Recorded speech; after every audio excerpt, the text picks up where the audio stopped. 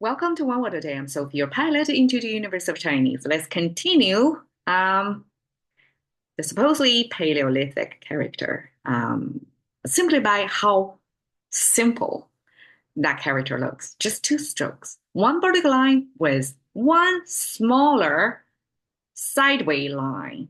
And you can see the contemporary Chinese render it diagonal, but the mid-history, which is about 2,000 years ago, is horizontal line. In any case, it's a very simple structure. By the simplicity, we can almost deduce this character was created way back when it's a human at the dawn of human civilization. You have basically a blank space to create all kinds of visuals to represent your ideas. Okay, so this is one of the earliest concepts that are essential to our existence, to our survival.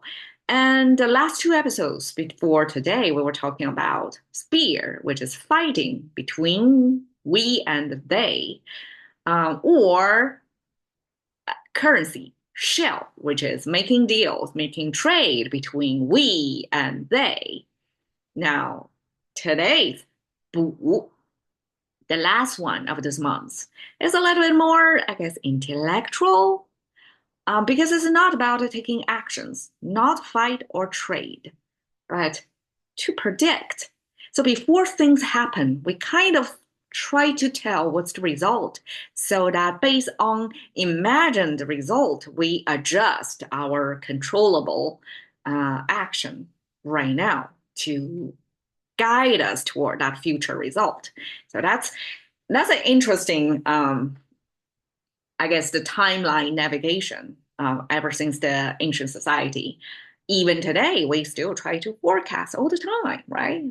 The stock market forecasting, economy forecasting, weather forecasting. It's still very important to know if you can tell what's going to happen. You can probably be better prepared. So it was true then and now. 补, prophesize. Okay, took me some time to imagine how this vertical line and horizontal line can represent such a complex intellectual activity, where it came from. I would imagine of the habit of, peeling the petals of the flower to tell yes or no, right? It's a binary result. And by the last petal in your hand, you tell the direction of it. So it's kind of like a flipping coins. It's kind of elongated coin flipping process.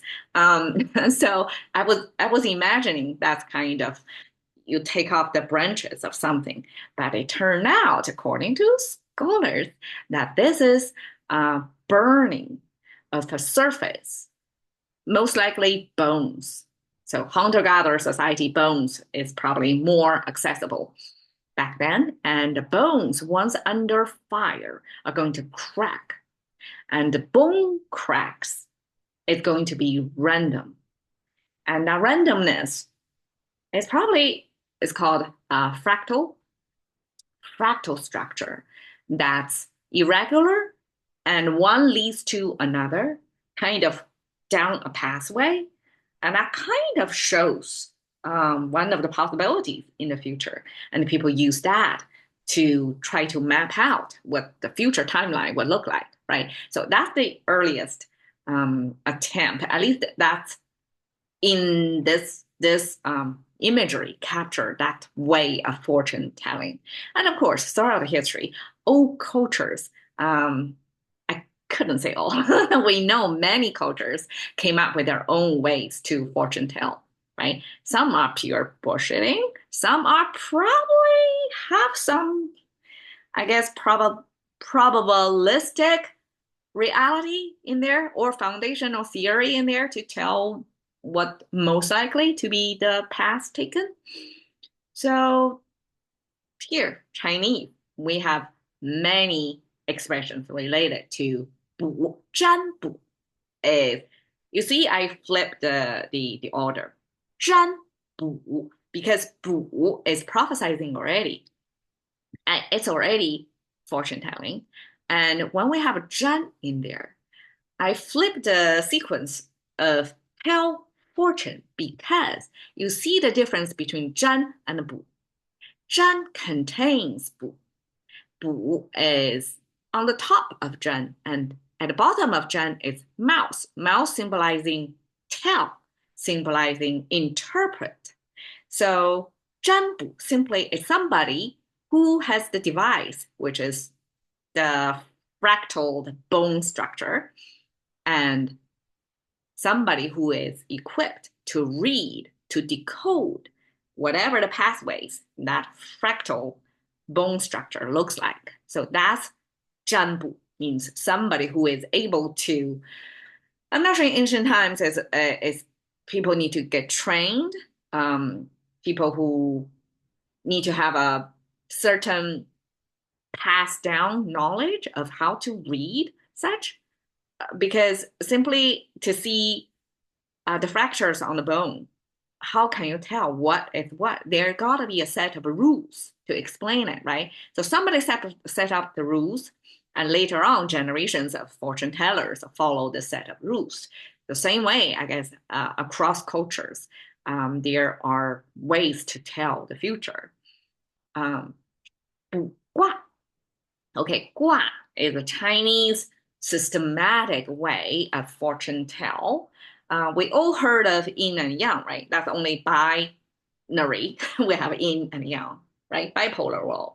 And then some wise man back then, I don't know who that is, but Taoism was built on this fortune telling thing, besides other things, besides longevity, right? All the hot topics, Taoism from China, try to tackle, try to model the world in either 2 to the 3rd order, which is 8 possibilities, or 6. Is that 6? 2 to the 6th order, which is 64. So you either have 八卦, 8, or 64.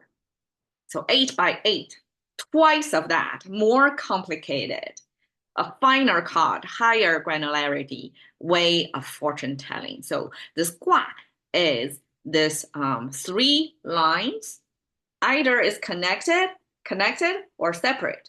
And then by connecting and separating at different rows, and then there are different symbols and different readings, right? So that's Taoism, at least as far as I can tell, came up with this systematic way of fortune telling. So you have to be well trained, well versed to be able to read what that sign talks about. So that's 卜卦. That's the particular prophesize through this type of yin and yang, and then from 2 to the 3rd, 2 to the 6th power to try to tell what's going to happen. 未卜先知 is you do not even spend the time to go to a fortune teller yet. And prior know means before you do that, you already know what's going to happen. So it's like you already fortune tell before you literally go fortune tell. That's 未卜先知, meaning, well, actually later on, like if I don't unpack this expression as today I'm trying to explain to you what is 未卜先知 just by the language itself. My first, I guess, native speaker level of understanding of this 未卜先知 is you know ahead of time.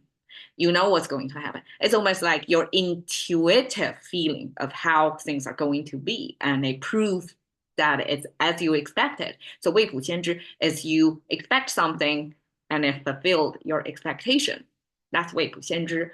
But when we unpack it, it means before you go to a fortune teller, apparently before you make any, or before you head into any big event in your life, you're supposed to do that fortune telling thing to know what's going to happen, right?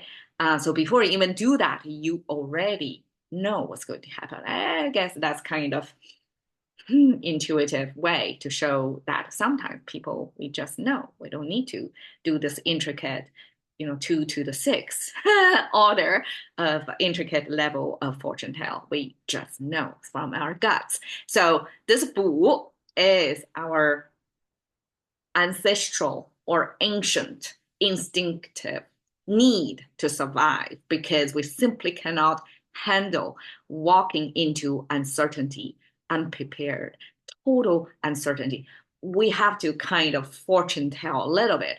We have to have a certain pre, it's not even prepare, it's pre-knowledge about something before we go into something. At least we how to say, it's an illusion. We have to create a certain illusion heading into the future with current understanding, with our best guess of what's going to happen. So this is a a need, have been so ever since that Paleolithic age.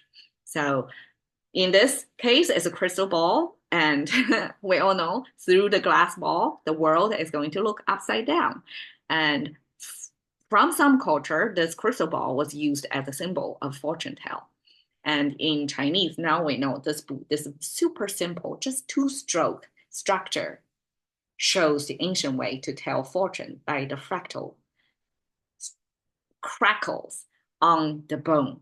And that's how we tell the future. There you go. Thank you for your time. See you another day.